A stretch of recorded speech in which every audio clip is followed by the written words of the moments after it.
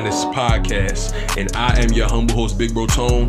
And of course, I am so proud, I am so happy, I am so blessed to be here with you guys for another episode, another day, another dollar. You know, it's been a very dope weekend. It was also a dope week last week. I don't know. I just look at every week, every weekend, every day being dope, being interesting, just having something to offer. I'm always trying to find the best or just get the most out of a moment. But this weekend was very interesting in entertainment. The Grammys was this past weekend, so we definitely going to start the show with that. We're only talking about the shit that pertains to us. By us, I mean black people. I could care less about who won best pop album or whatever may have you, or best pop single of the year or whatever. I'm only focusing on the shit that we honestly care about. So I'm gonna dive right into the shits. Should I say the best for last, or should I just... You see, I could get into... Well, fuck it, we all know the information anyway. Cardi B, congratulations on winning Rap Album of the Year. I'm so happy for Cardi B. If you know her story, it's one of those things that should just be admired, commended. Some people like to, tear her down or, take away from the moment, but it's one of those things you can't. Why? It's just that simple for me. Why?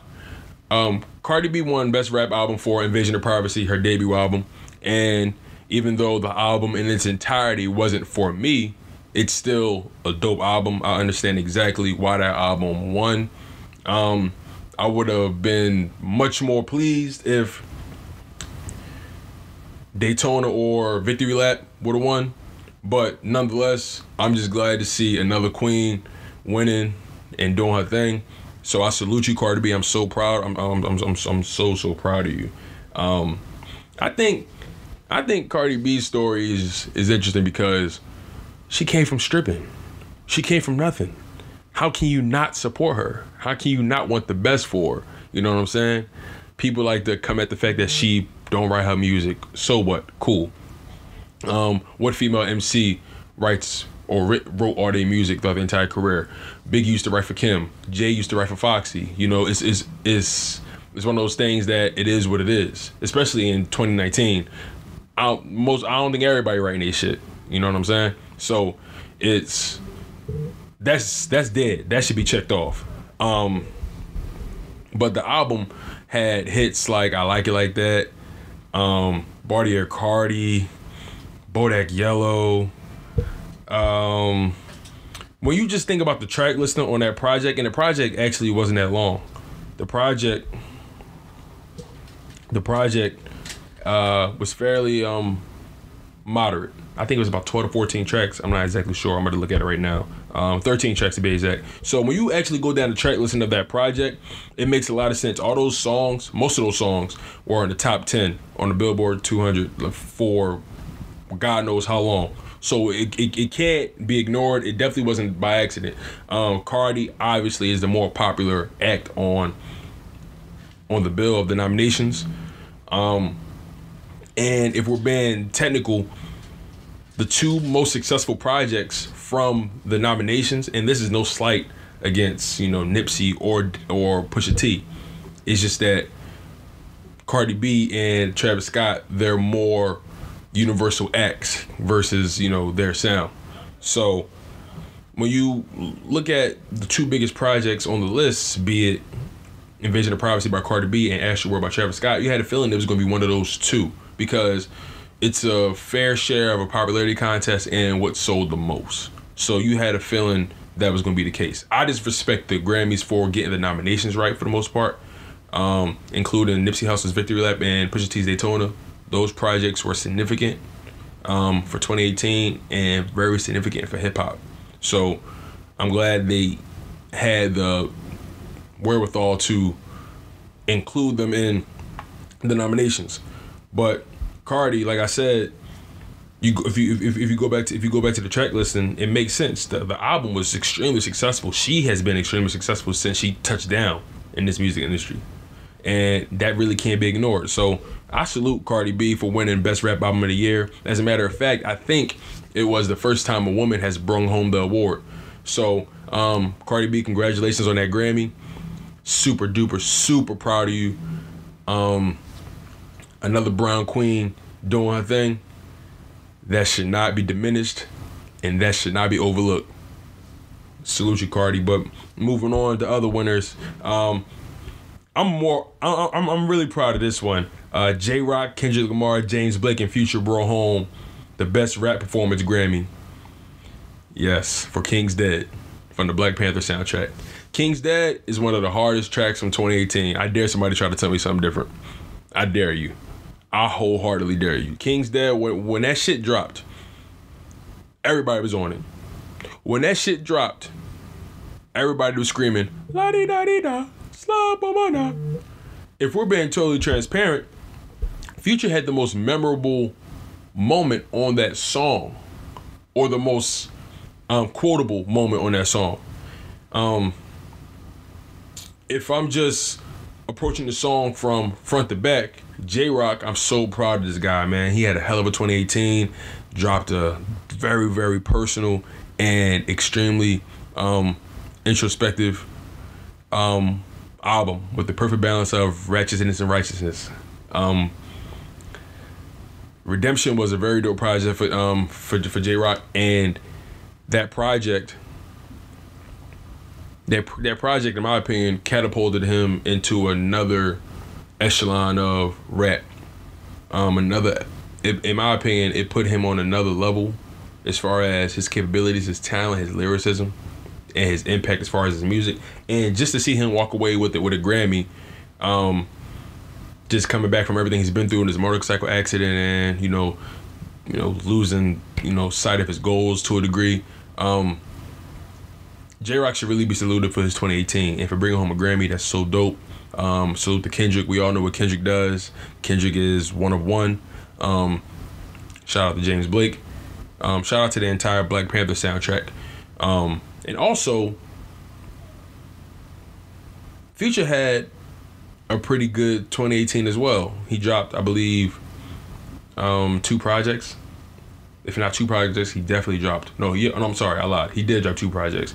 He dropped Beast Mode 2, and he dropped the project with Juice WRLD, World on Drugs. So he had a pretty good 2018, and he started 2019 off very, very, very well. So that can't be ignored, and to top it off, he got a Grammy out of it. So Future, and he deserved it. He deserved it. He deserved the Grammy. That verse on King's Dead is hard. That la-di-da-di-da shit. At first, people was like, I don't like that high-pitched flow that he got going on. I ain't digging it. I was fucking with it from the moment I heard it. As soon as I heard that shit, I was like, what? He did this shit? Oh, man. So, Future, I salute you, man. Congrats on that Grammy. Congrats to J-Rock. Congrats Kendrick. Congrats to James Blake. Those guys deserve it. And even shifting gears slightly, Black Panther also brought home a Grammy for, let me not get this wrong. Black Panther also won Best Score Soundtrack for Visual Media. I consider that a win for Kendrick too. I don't care what nobody say, because in the score, they use a couple of songs from the soundtrack he curated. So that's a Grammy for Kendrick in my book. So, in my opinion, I think Kendrick brought home, 2 Grammys? Dope. Supreme dopeness.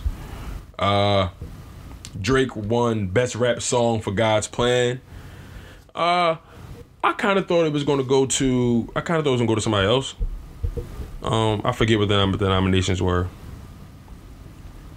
I really forget what the nominations were. I need to know, actually. I'm curious, because I don't want to get this shit wrong.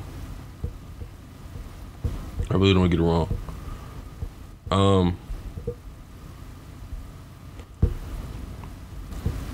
Nonetheless, though, Drake brought home the award, and of course, he had to have a moment. When Drake went up to the stage to accept his award for winning God's Plan, winning the Grammy for God's Plan. He took shots at the Grammys, most definitely. But I think that was just the surface, though. He pretty much was saying to the Grammys, you know, you don't need this to solidify who you are. You don't need this to, you don't need this award to affirm what you've already done. If you've got people singing your songs, you've already won. You know, he tried to play the people's champ card. You know what I mean? He tried to play the people's people's people. You know what I mean? He tried to play that role. You know what I mean? So, I salute Drake for winning that award. That's definitely dope. I'm glad he was able to bring home that Grammy. But I feel like him taking a shot at the Grammys was, as a matter of fact, before I dig too deep, he started going on so long, they cut his mic and said, fuck it, Drake. The last thing you're going to do is show us up on our own platform when we give you a fucking award. But nonetheless, Drake is Drake. The creators have the power, and a lot of people need to understand that. But doing a little bit of a deep dive, I'm a bit of a conspiracy theorist when it comes to hip-hop. I'm a bit of a conspiracy theorist, especially when it comes to Drake. So let's just unpack that acceptance speech a little bit. I'm not going to nitpick every little thing, but I'm just going to talk about things that I felt were a little bit telling about where he is right now. So just filling in the context. Everyone knows how turbulent Drake's 2018 was, so just keep that in mind. First things first. We all know how rarely Drake makes appearances at award shows. That's not his style. We all know he likes to just hang out in the background or just not even go to award shows at all because he could care less, really. Never been his style. But he showed up to this one. He showed up to the Grammy Awards. Not only did he show up, but he showed up to the Grammy Awards that included Pusha T, knowing he was in attendance. Also,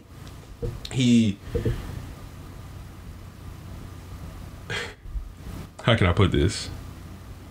You showed up to the one Grammy Awards that Pusha T was going to be at, and you could potentially run into him, and Pusha T could potentially win Best Rap Album of the Year. We all know Cardi won it, but at the time, nobody won it. It was up in the air. Drake is a very, very calculated human being, and if he can help it, he will show you up. That's one thing we all should know about Drake. He's petty and he's light-skinned. Like that can't be ignored. Shout out to all my light-skinned brothers and sisters, but it is what it is. So I just thought it was interesting that he showed up to this particular Grammy Awards. But throughout his speech, he sounded as if he was trying to sway public opinion. He sounded like he was trying to win the crowd over a little bit. You know what I mean? Drake is Drake. He doesn't have to impress or prove anything to anybody. Drake's catalog speaks for itself. One of the top selling artists of this decade. So Drake definitely gets his coin. Drake definitely gets the love and respect he deserves. He mentioned things that were very, very telling to me. He spoke on those who want to spread lies. He spoke on the fact that he's biracial.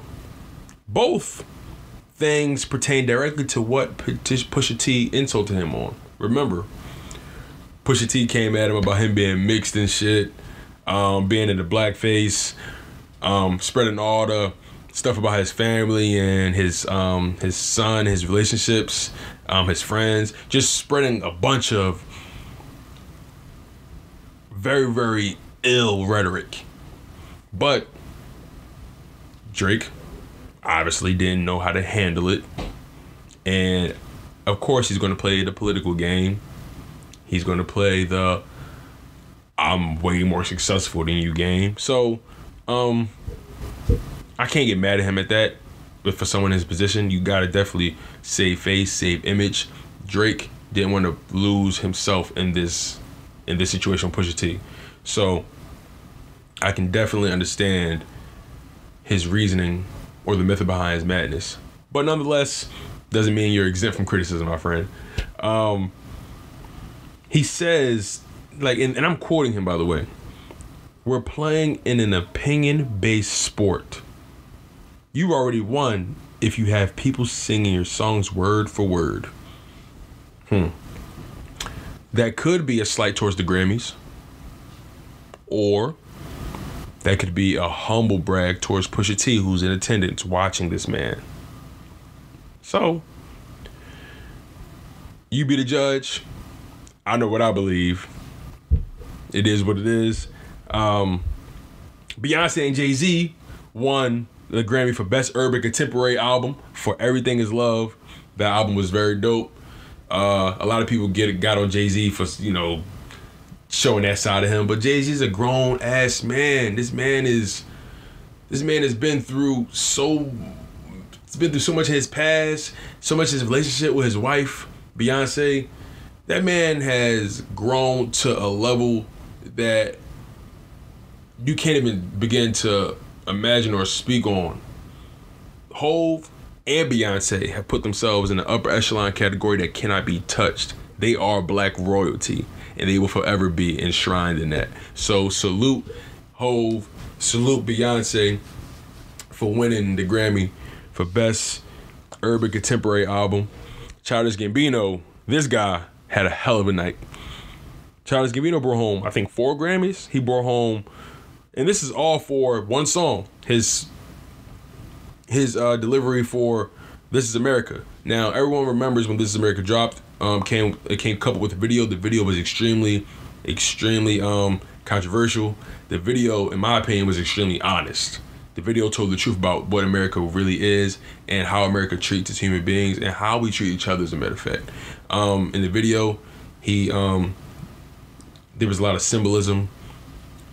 The pale white horse, the assault rifle killing the gospel choir. There was a lot of symbolism in the video, and the video was very telling of the face of America. The video told a lot about how America has refused to wash their hands of the dirt they've spread. So, Childish Gambino won Record of the Year, Song of the Year, which I feel like is the same thing. I'm not really too familiar with how that works, but he brought home a Grammy for Record of the Year, Song of the Year, Best Rap Sung Performance, and Video of the Year. I knew he was winning Video of the Year. That was a guarantee, but I did not think he was going to get both Record of the Year and Song of the Year.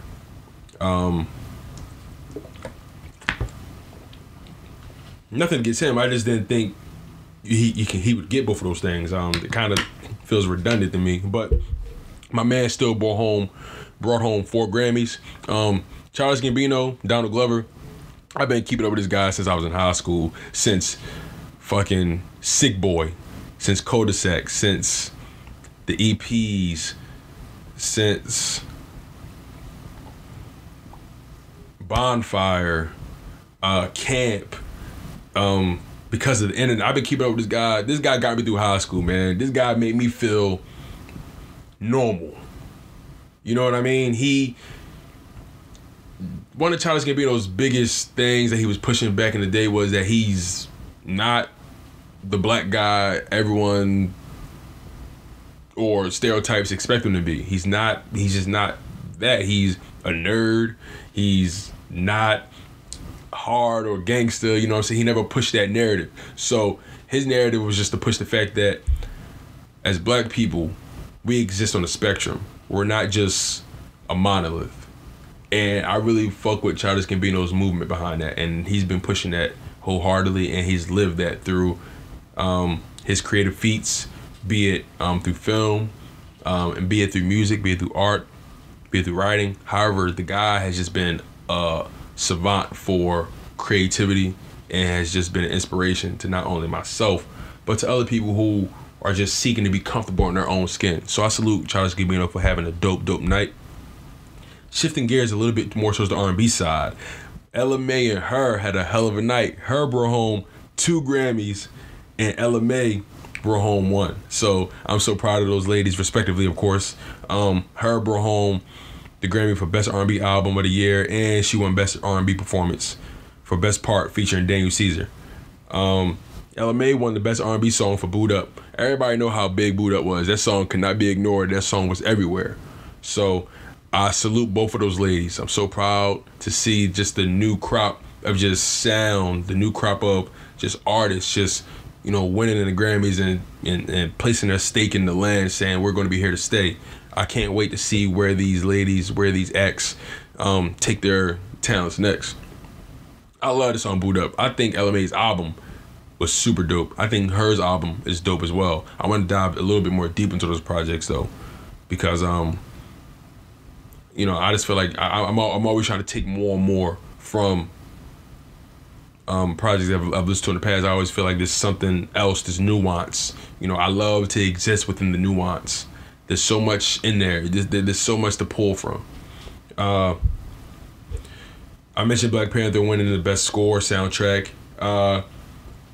Shaggy and Sting won Best Reggae Album. Salute to Shaggy. So dope. Shaggy, the infamous motherfucking guy who sues rappers for using his shit. Congratulations for winning that, but more so congratulations to Shaggy. Dave Chappelle won Best Comedy Album again for Equanimity and Bird Revelation. Those his Netflix specials. Congrats, Dave Chappelle, comedy legend. Definitely should not be overlooked. And Pharrell won Producer of the Year, so that's dope. Super dope.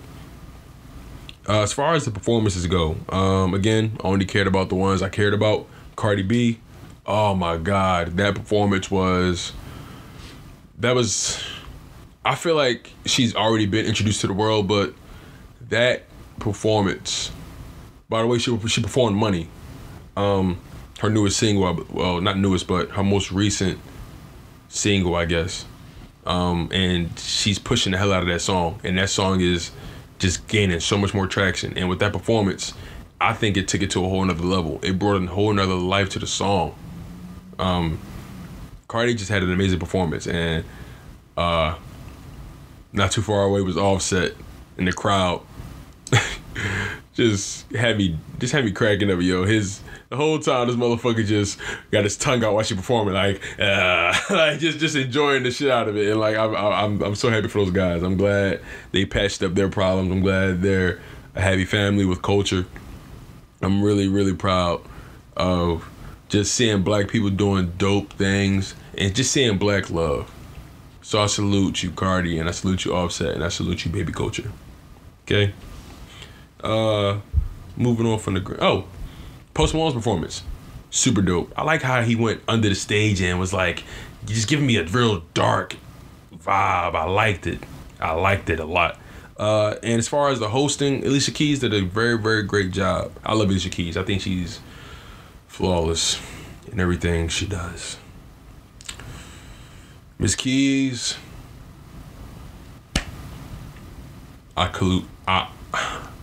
girl, you got me tongue-tied. I salute you. I commend you, Miss Keys. The Grammys were pretty good, actually. They were all right. I think they fairly got everything right. Everything seemed pretty spot on as far as nominations and, you know, the winners. I just didn't think Gambino was gonna win as many as he did, but that's, I guess, the song. See, I knew he was gonna win for video, but I just didn't think song wise, because it wasn't. It's not as easy to like. It's not a quotable song, you know what I mean? But I guess nonetheless, the impact was so great. It just bled over, and it is what it is. Another black man just bring home the trophy. So I salute all those black people, all those dope creatives that brought home awards, and I salute all those dope creatives, all those dope black creatives who were nominated. Just to be nominated for a Grammy should not be ignored. That's a feat in itself to make it that far. So salute you guys. See you guys next year. Now,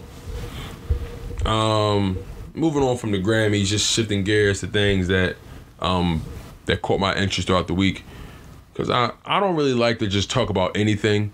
I like to talk about things that I genuinely care about. I feel like there's a lot of content where, like, and this is no slight against anybody. Like, I love listening to like other people's podcasts, but sometimes you can just tell where it's okay. You guys are only talking about this because of who's involved and it's trendy or whatever. It's not really. There's really no substance to it. You know what I'm saying? I don't like to just talk about things that are trending, or I don't like to just talk about the easy conversation. I like to take it a little bit deeper, or even if I do talk about the easy conversation, I like to peel back the layers to it. I like to, ask the question that I feel like hasn't been asked yet. I try at least. Work in progress. I'm not perfect, but I try to deliver a damn near perfect product to you guys. So, again, talking about things that piqued my interest. Joe Budden sat down with 2 Chainz for a very, very interesting interview that I didn't actually see coming.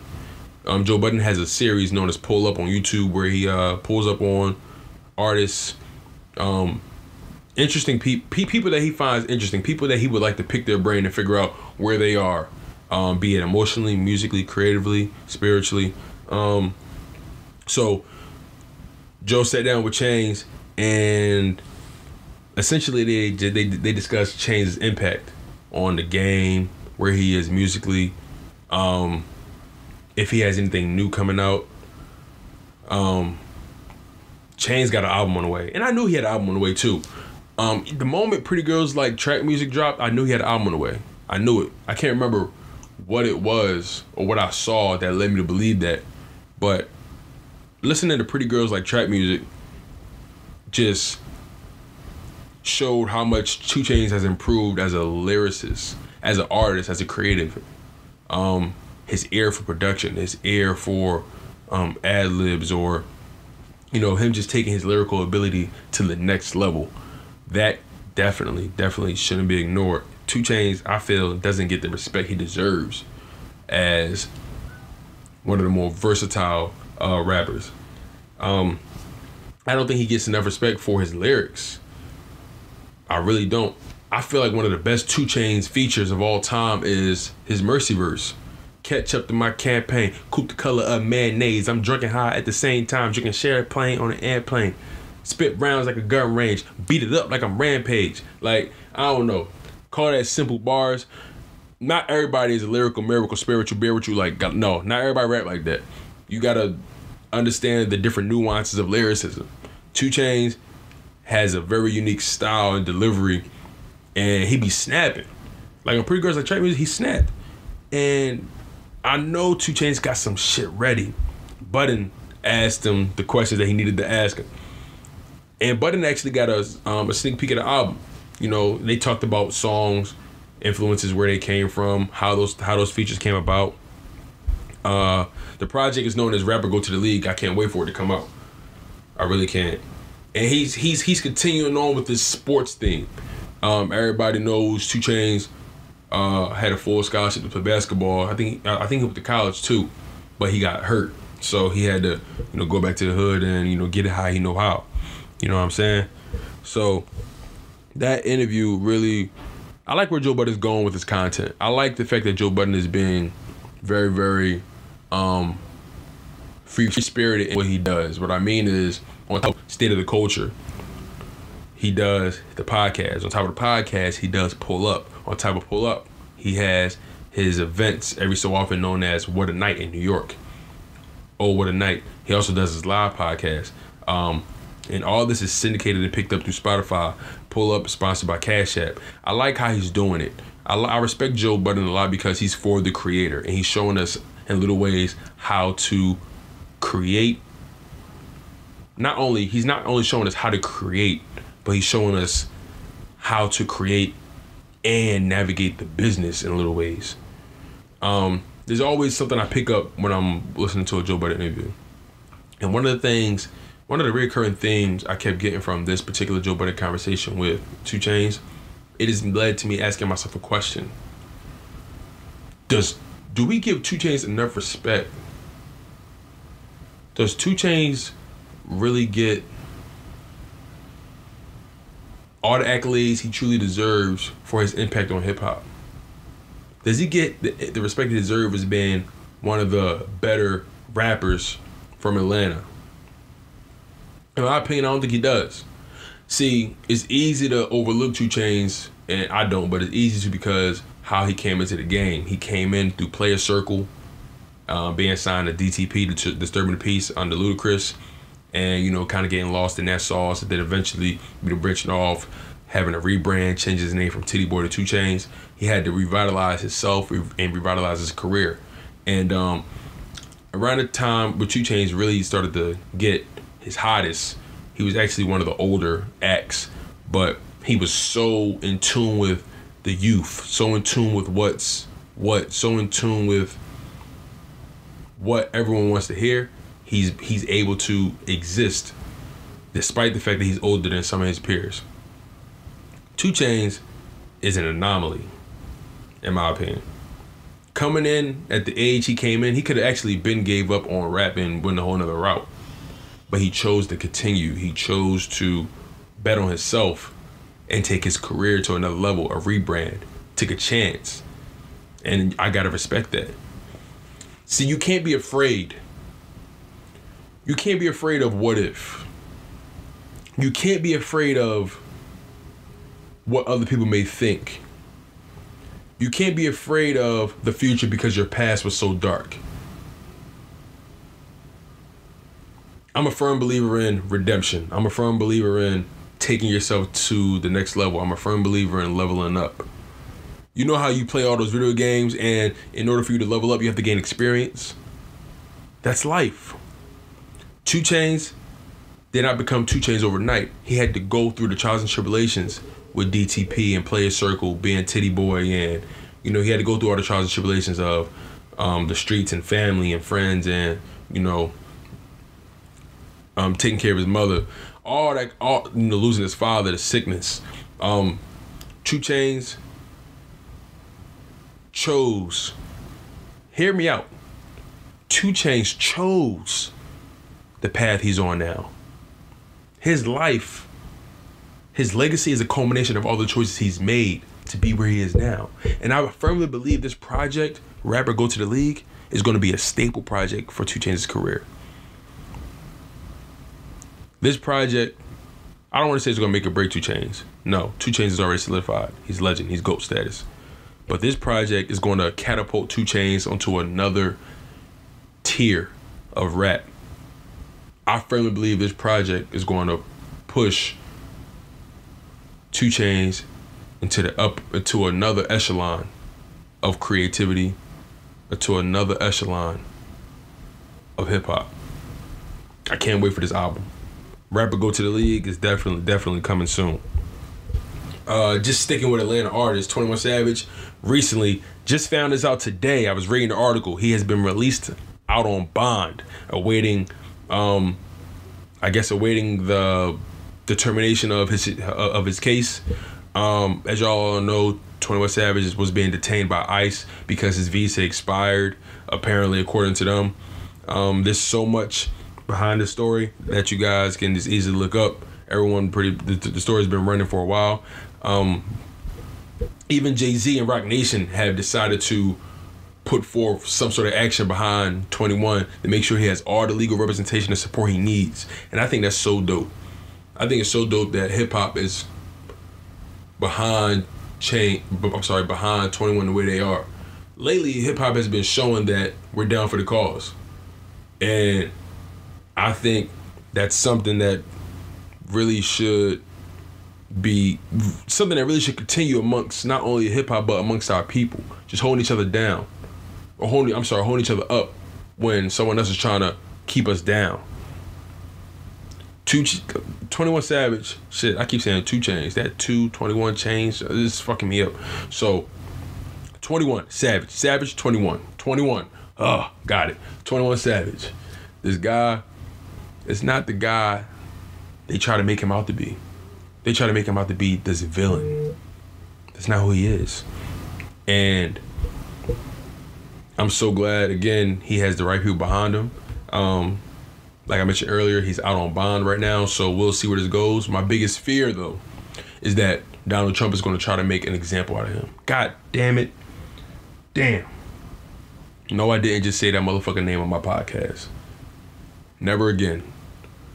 I have a strong feeling the government is going to make an example out of 21. I have a strong belief they're going to do that. But I hope and pray to God they don't. The man is a maverick in his community. The man is a maven. The man is the leading breadwinner of his family. Do not deny this man the chance to provide for his family, and not only his family, but for his community and for his own people. Please do not deny this man that. I beg of you. But at this point, we can't put nothing past this damn president of ours. Well, y'all president, not my fucking president.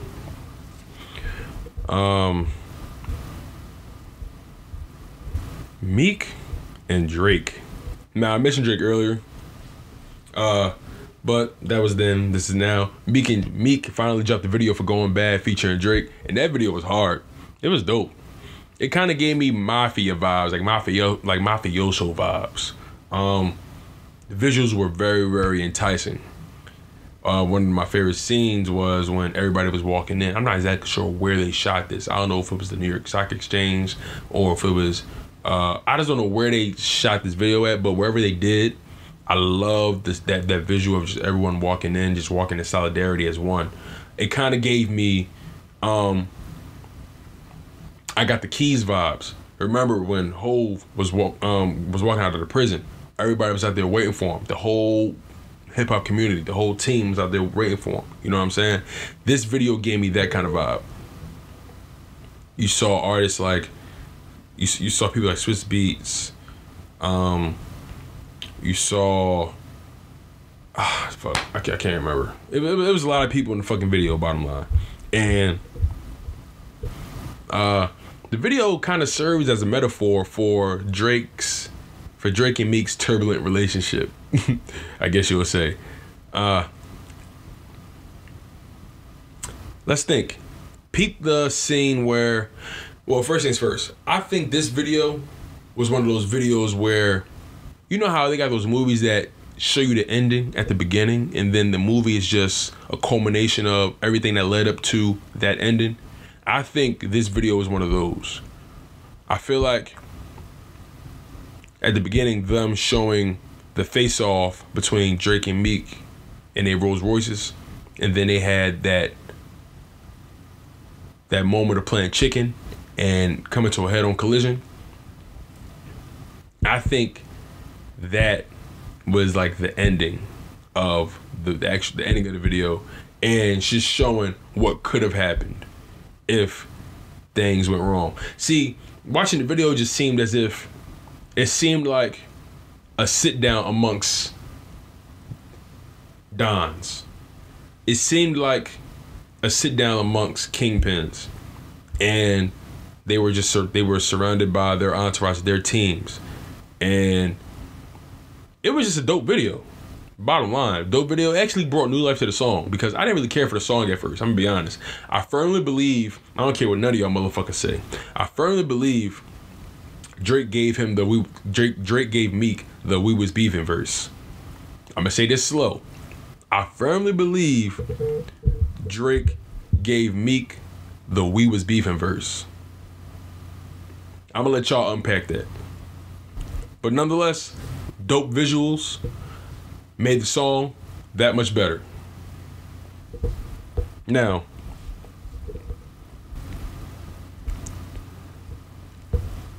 moving a little bit away from music, I want to talk a little bit about sports. The Sixers have made some heavy ass moves, man. They traded Markelle Fultz to the Magic for some role players and some picks, but the biggest move of them all was trading for Tobias Harris. Tobias Harris is having a career season right now, and that can't be ignored. The Sixers are going for it, and I'm all in. I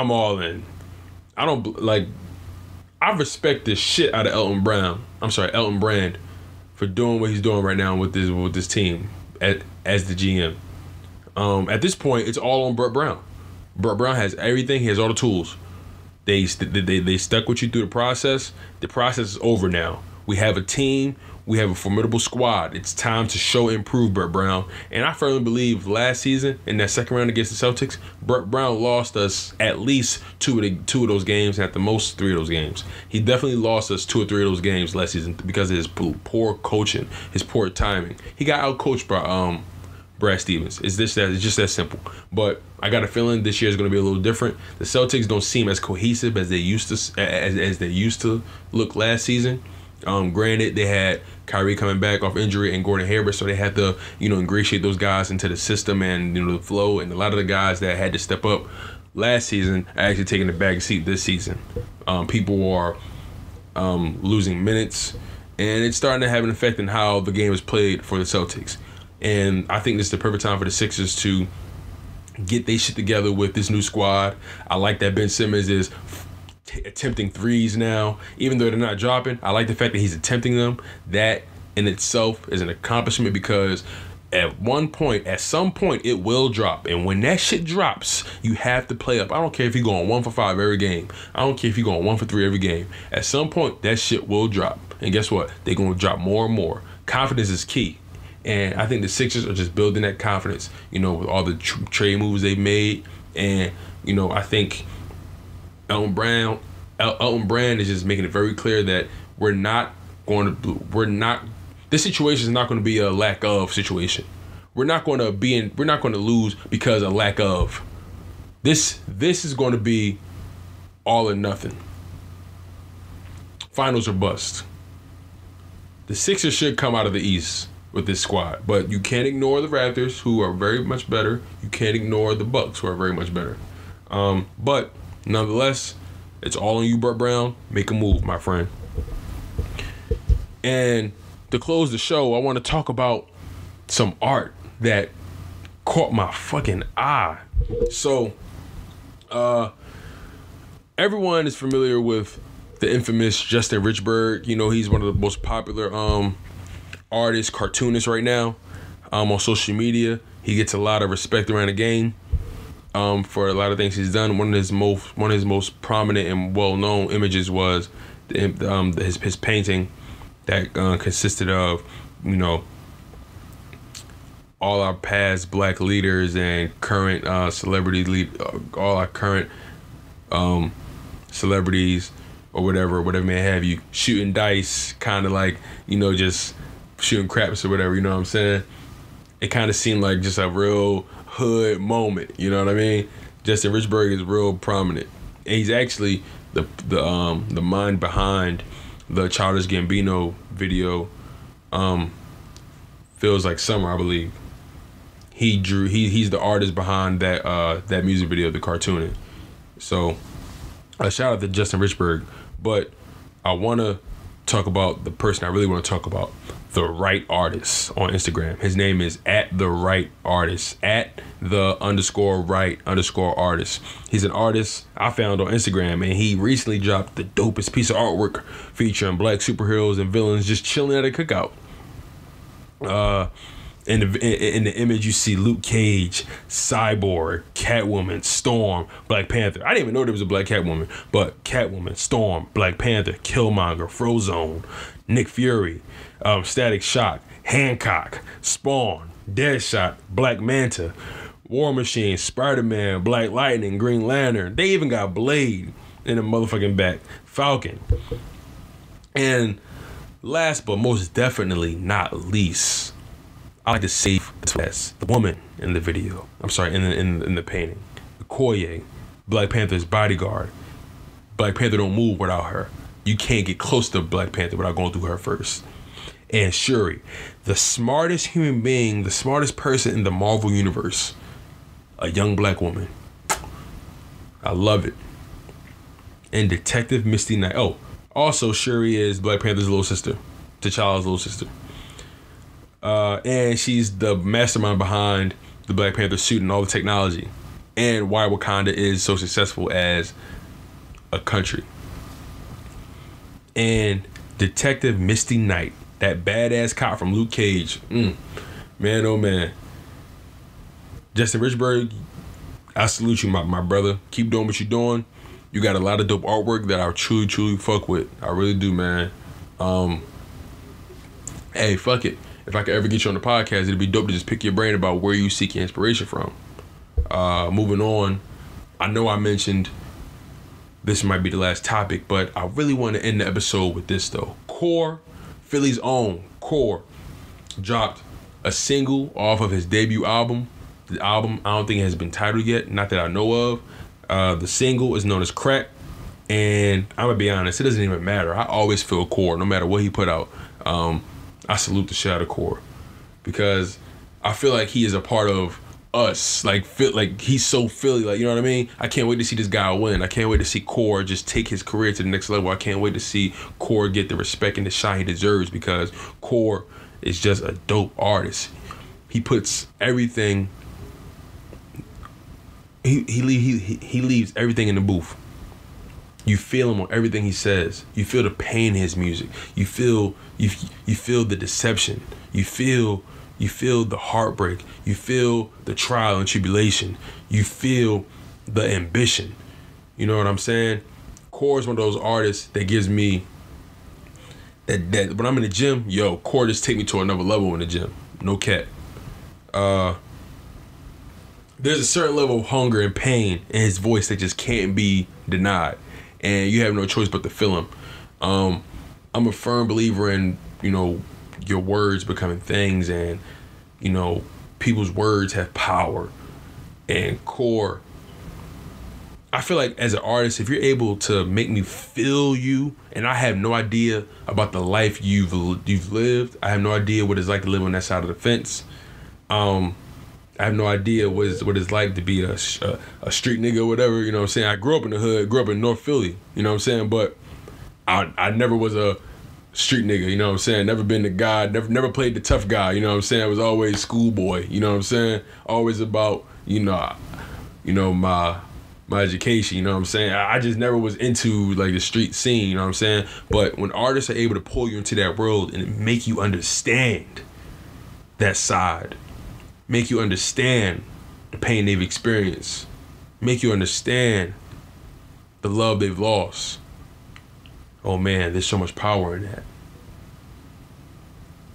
So much power. So, I'm gonna leave you guys with that. You guys were tuned into the Let's Be Honest podcast. I'm your humble host, Big Bro Tone. Stay humble. Stay healthy, and most importantly, stay hungry. One love, y'all.